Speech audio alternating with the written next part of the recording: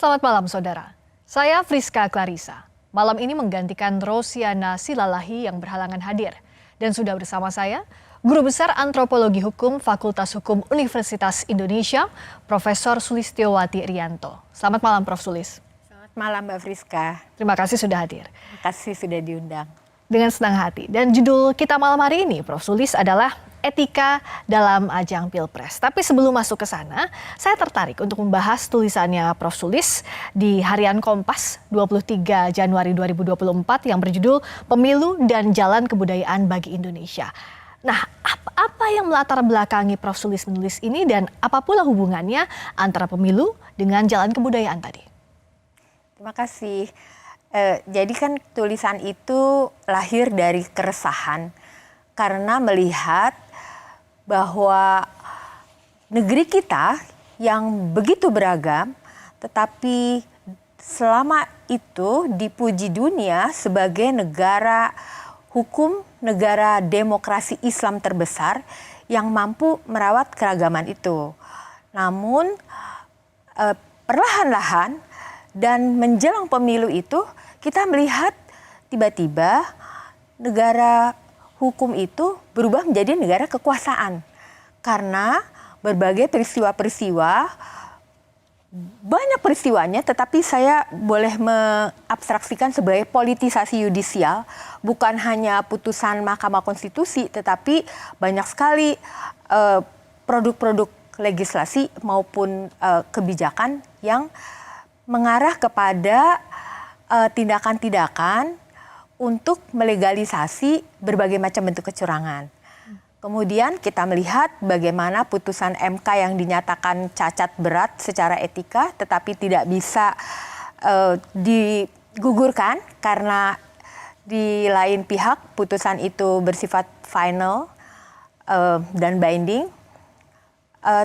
Lalu saya melihat bahwa jalan politik dan jalan hukum itu tidak bisa memberi jalan terang buat kita.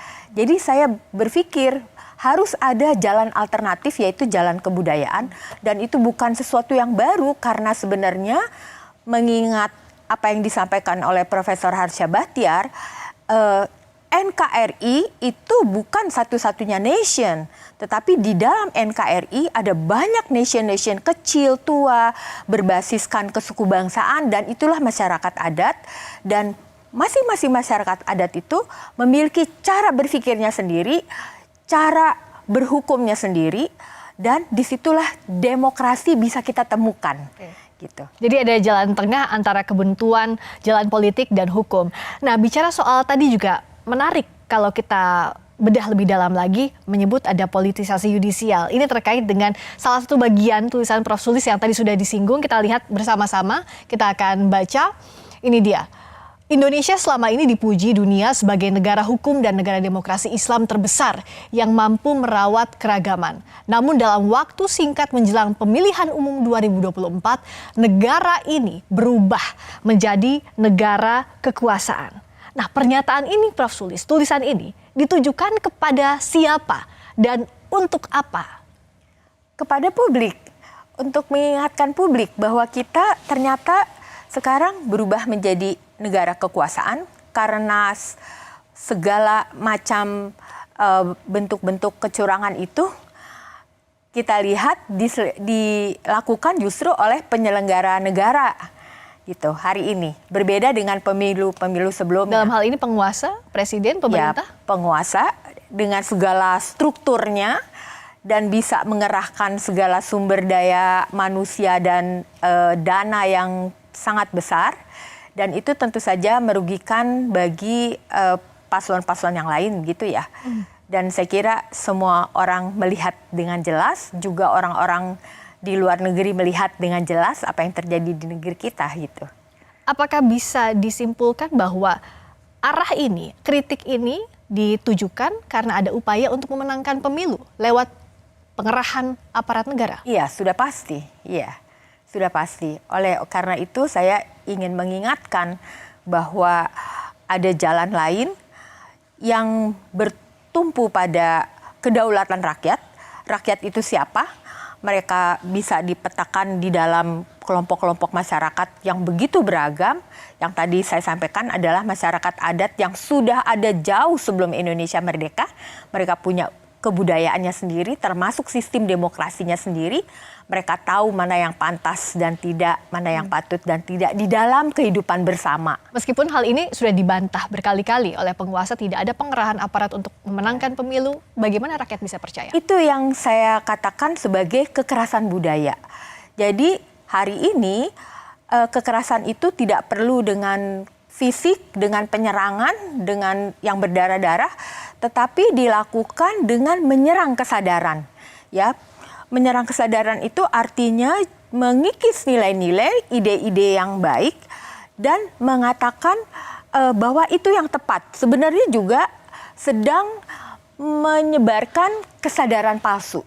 Jadi apa yang dikatakan netral dan tidak netral itu dibuat blur sedemikian rupa, apa yang baik dan tidak baik bagi publik itu dibuat blur sedemikian rupa, dan itulah yang dikatakan sebagai kesadaran palsu untuk bisa memaintain kekuasaan. Saya akan dalami soal itu, tapi bicara soal kita menilai, kita stage-nya dulu dari bagaimana menilai calon presiden, calon wakil presiden, salah satunya adalah tolok ukurnya di debat.